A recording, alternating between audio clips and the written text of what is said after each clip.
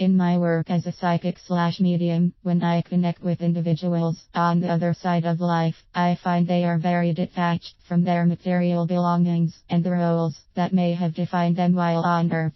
Instead, they share that after death, there is an expansiveness of being that connects them to all. They are joyful seeing their loved ones happy, and they minimize the value of things. In hindsight, they possess a sense of clarity regarding the importance of health and happiness over money. Yet, these same people, when alive, may have stressed over finances or were obsessed with.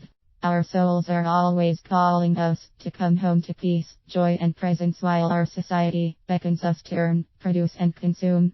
This conflict between a simple life and a life of material conquest is all too familiar. Many people live beyond their means and are in debt. They may look good on the outside, but they forfeit their inner serenity to maintain their inflated lifestyle.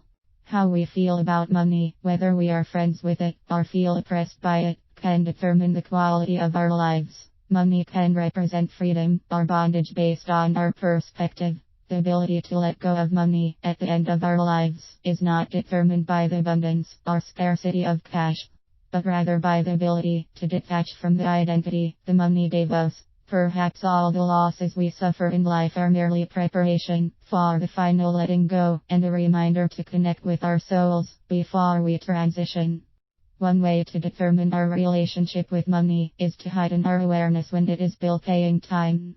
If we look at our calendar calmly and make our monthly payments without drama, we are probably feeling at peace with money and live with a quiet certainty that we are worthy of financial ease and support. On the other hand, if the end of each month rolls around and we start to panic and worry, we are probably identified with fear and scarcity and the dread that there will never be enough.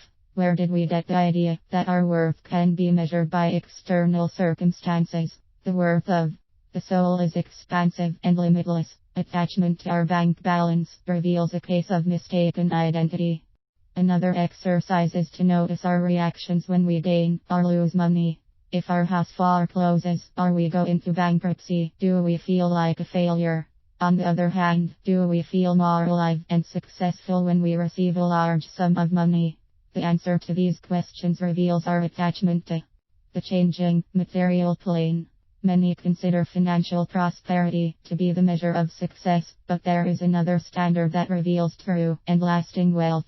The soul's gold standard is the certainty and peace that is sustained from within, regardless of financial pluses and minuses.